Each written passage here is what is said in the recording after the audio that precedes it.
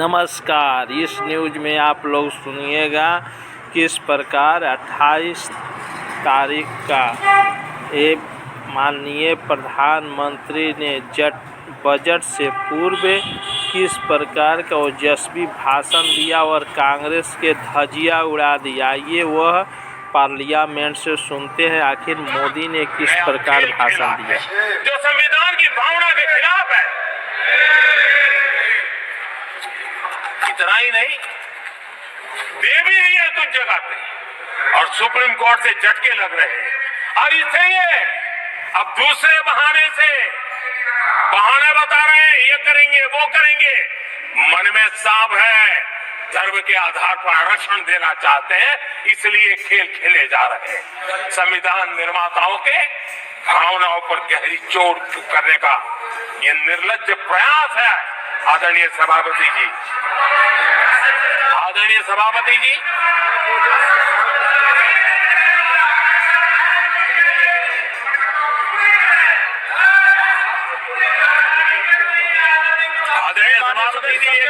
और विषय ये तरीका ठीक नहीं। आपके नेता ने बोला, आपने बोला दोबारा बात मत करो। इसकी भी मैं चर्चा करना चाहता हूं और वो ज्वलंत विषय समान नागरिक संहिता, यूनिफॉर्म सिविल कोड। ये विषय भी संविधान सभा के ध्यान बाहर नहीं था। संविधान सभा ने यूनिफॉर्म सिविल कोड को लेकर के लंबी चर्चा की, गहन चर्चा की और उन्होंने बहस के बाद निर्णय किया कि अच्छा होगा कि जो भी सरकार चुन करके आए वो उसका निर्णय करे और देश में यूनिफॉर्म सिविल कोड लागू करे। ये संविधान सभा का आदेश था। अम्बेडकर ने कहा था, जो लोग संविधान को समझते नहीं है, देश को समझते नहीं है, सत्ता भूख सेवा कुछ पड़ा नहीं है, उनको पता नहीं है बाबा साहब ने क्या कहा था। बाबा साहब ने कहा था, धार्मिक आधार पर बने। ये मैं बाबा साहब की बात कर रहा हूं, इतना वीडियो कट करके घुमाना मत। आदरणीय सभापति जी, बाबा साहब ने कहा था, धार्मिक आधार पर बने पर्सनल लॉ को खत्म करने की बाबा साहब ने जोरदार वकालत की थी। उस समय के सदस्य के.एम. मुंशी जी ने कहा था, समान नागरिक संहिता को राष्ट्र की एकता और आधुनिकता के लिए अनिवार्य बताया था। कमा मुंशी जी ने। सुप्रीम कोर्ट ने भी कई बार कहा है कि देश में यूनिफॉर्म सिविल कोड जल्द से जल्द लाना चाहिए। सरकारों को आदेश दिए हैं सुप्रीम कोर्ट ने और उसी संविधान की भावना को ध्यान में रखते हुए, संविधान निर्माताओं की भावनाओं को ध्यान में रखते हुए हम पूरी ताकत से लगे हुए हैं सेक्युलर सिविल कोड के। और आज कांग्रेस के लोग संविधान निर्माताओं की भावना का भी, सुप्रीम कोर्ट की भावना का भी अनादर कर रहे हैं, क्योंकि उनकी राजनीति को सूट नहीं करता है। उनके लिए संविधान वो पवित्र ग्रंथ नहीं है, उनके लिए एक हथियार है राजनीति का। खेल खेलने का हथियार बना दिया। लोगों को डराने के लिए संविधान को हथियार बनाया जाता है। आदरणीय सभापति जी, और ये कांग्रेस पार्टी, उनको तो संविधान शब्द भी उनके मुंह में शोभा नहीं देता है। इसलिए जो अपनी पार्टी के संविधान को नहीं मानते हैं,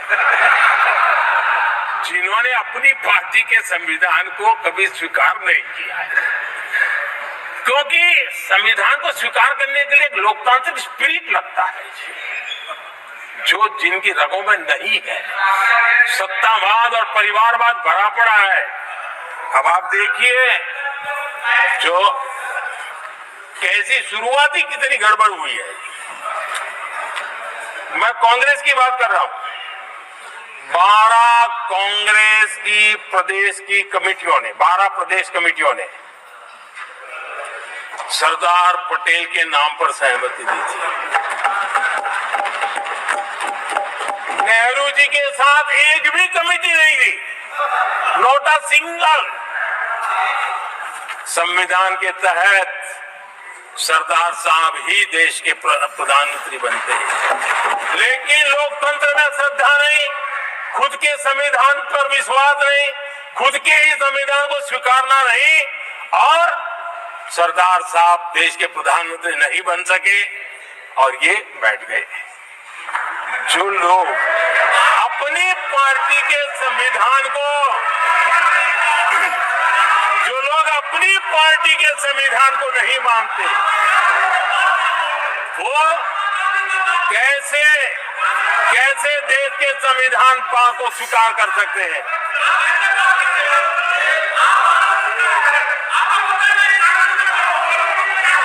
आदरणीय सभापति जी,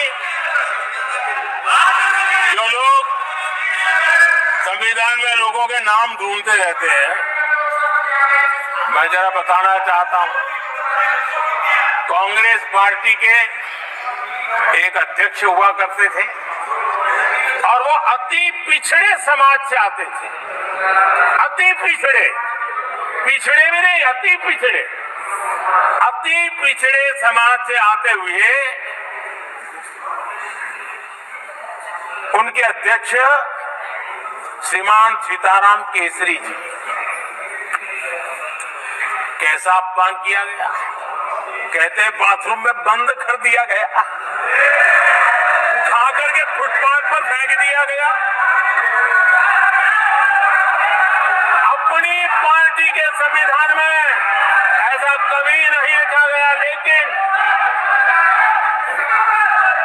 अपनी पार्टी के संविधान को न मानना, लोकतंत्र की प्रक्रिया को न मानना और पूरी कांग्रेस पार्टी पर एक परिवार ने कब्जा कर लिया। लोकतंत्र को, आदरणीय सभापति जी,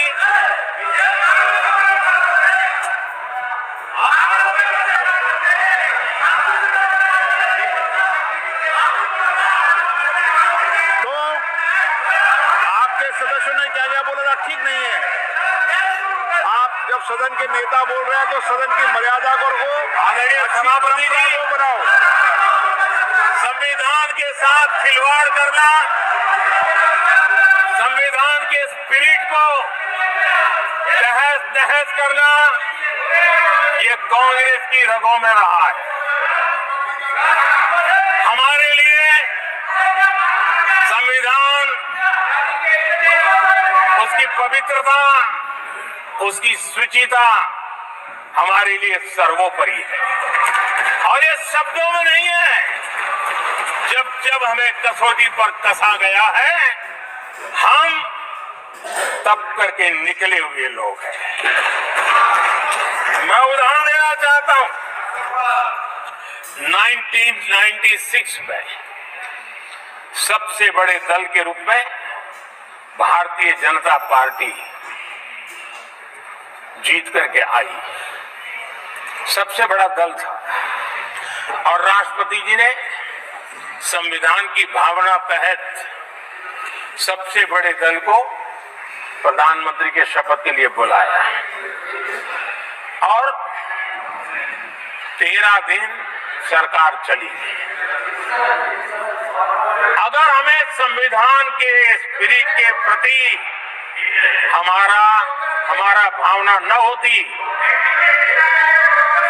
तो हम भी ये बांटो, वो बांटो, ये दे दो, वो दे दो, इसको डिप्टी पीएम बना दो, इसको ठिकाना बना दो, हम भी सत्ता सुख भोग सकते थे।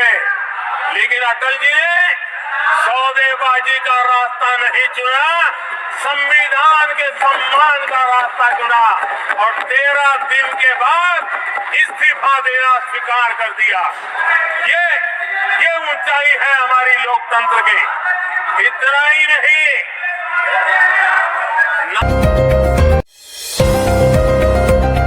बढ़ाने के लिए MSJP न्यूज एक बार अवश्य देखे, अपना राय कमेंट बॉक्स पर अवश्य भेजे। जय हिंद, भारत माता की जय।